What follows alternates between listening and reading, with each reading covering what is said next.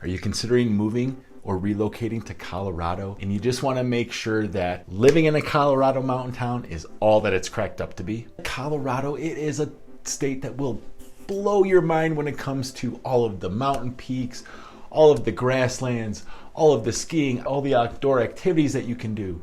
But did you know that living in a Colorado mountain town comes with some major, massive headaches? When it comes to relocating to Colorado or settling down in a Colorado mountain town, managing expectations can be the number one key to your success. Hey there, it's Bob Friel. What we talk about is everything living, eating, working, playing, and chilling, just living that Colorado lifestyle here on this channel.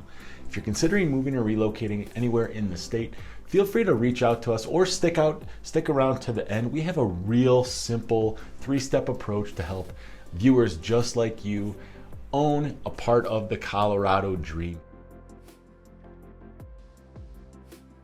The lack of home deliveries. Here in Eagle County where I live, there is no home delivery from the post office. You actually, when you become either a tenant for renting a property, or when you buy your property, you're gonna receive a P.O. box from the city. Now, it doesn't seem like that big of a deal, but if you kind of like to just go out and get your mail right at the house there, going to the post office 1, 2, 3, maybe you have to go daily, times a week can be a real hassle on the day-over-day grind that we all have to deal with. DHL, UPS, and FedEx, they will deliver to your house. Keep in mind that whether you get a package delivered USPS or one of the other third-party carriers as mentioned, you might have maybe a third of your packages be sent back to the sender because of a shipping error. Sometimes they use a software that validates your address. So where I live here in Eagle,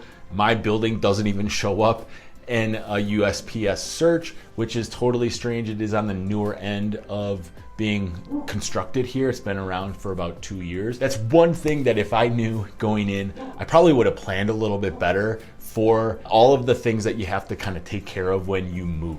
Speaking of moving, don't get your bills delivered. See if you can have like e-bills. Part of this list we obviously have for our own personal takes, as well as we're gonna reference Out There Colorado. Spencer McKee, he did a blog post which was fantastic, and we're going to reference some of his points as well during this list, but he comes up with limited parking. So whether a mountain town is limited by surrounding geographical features or the road infrastructure simply isn't built out, expect fewer parking spots in Colorado's mountain towns. Given these towns' popularity among tourists, parking is always a hot commodity. This issue is even more of a pain on a powder day or during a major event. And when you do find parking, don't necessarily expect the parking to be free. The parking situations, especially at the resorts, it's very, very rare anymore that you find free parking. I know Copper has a free parking lot. Vail's parking lots in the summertime happen to be free still, but be prepared to pay for parking. Now this next one, higher prices. I feel like just because of the state of inflation, everything seems to be expensive. The big variance between living in a Colorado mountain town and let's say the town of Denver is going to be quite different when it comes to buying anything like groceries, going out to eat, getting your favorite burger, having just your greasy spoon breakfast. That type of thing is definitely going to be more expensive living in a Colorado mountain town. Another big variance between living in a Colorado mountain town and some more populous areas is definitely the cost of gas. The cost of gas is generally about 30 to 70 cents different than if you were to buy gas, let's say in Denver versus a Colorado mountain town. One of the things to consider is it's just more difficult to get products and goods to the areas in the mountains versus the major metropolitan area of Denver. Not only that, but the square footage for all of your service providers, your storefronts, the cost of just having the real estate or the lease on that property is more expensive than a metropolitan area because of course there's less availability there. In order to turn a revenue, turn a profit, the proprietors of those business will have to charge higher fees just to kind of make the ends meet. Fewer amenities. Not only is it more difficult and more expensive to transport products and goods to mountain towns, in many cases, a lot of amenities don't simply exist. Don't expect Walmart to be nearby during your next trip to the 650 resident town of Silverton. That'll mean driving an hour or more to nearby cities of Durango or Montrose. Sure, the basics will be covered in town, but don't expect a lot of options. If there's something that you need specifically, bring that with you or plan ahead. We kind of already talked about this next one. Colorado has a bunch of tourists, but as a Colorado mountain town local, one of the things that does kind of get annoying after a certain period of time living here is you will see a massive influx of people during ski season, spring, fall, to watch the colors change on the mountains, and of course the summertime as well, to take advantage of rafting, hiking, camping, and so on. One of the major things I've noticed during the peak of ski season, for an example, is the people that don't live here year-round, they just don't basically know some of the rules of, let's say, the roundabout driving traffic. You hear a lot more car honking.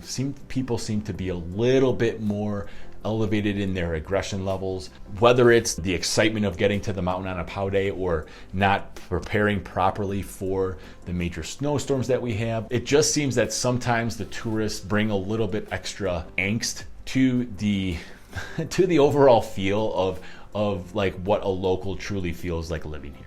Some of the other issues with the tourism comes general overcrowding, whether it's trying to get a reservation at a popular restaurant, the traffic, as I already mentioned. Planning ahead and keeping calm to the complaints that arise are going to be a reality when you live here. Overcrowded trails. In general, crowding of many Colorado's mountain communities isn't restricted to the town itself. Expect outdoor recreational activities and other attractions in the area to be crowded too. While some people head to mountain towns for the mountain experience, many people simply use the town as a convenient spot to lay their head while exploring their surrounding areas. Get to trailhead sooner than later and always have a backup plan and be ready in case the trailhead parking lot is full. That's definitely true. That's a fantastic tip that Spencer gave us. A major trailhead, let's say at a 14er, what you can do most of the time is one of the local peaks that are next to that 14er, let's say a 13er, that will have far less foot traffic as an example, and it's just as challenging, and literally it's 1,000 feet difference. So if you have too much crowding on one trail, oftentimes there's going to be trails, many trails around that same geographic area that you could take advantage of as well. Travel issues. Living in Colorado mountain towns, there's often only a few ways in or out of the area.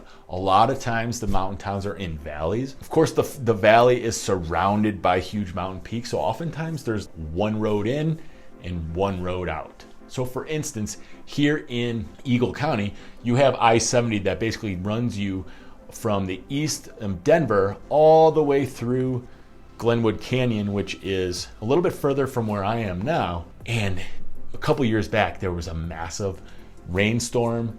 A flood happened, took out the I-70 road, so that was closed down.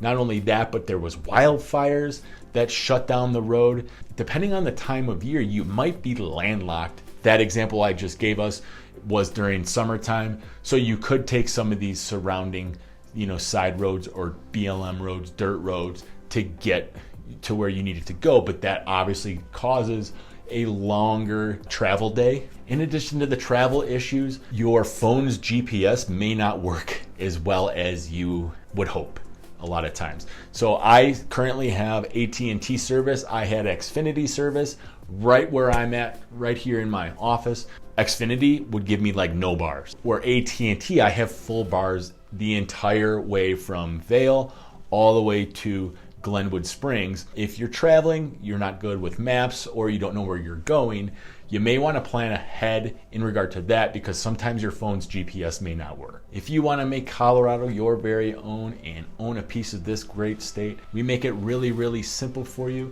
There's a link in the description where you can request a pre-qual certificate. That really helps us figure out your buying power when it comes to how much house can you really afford.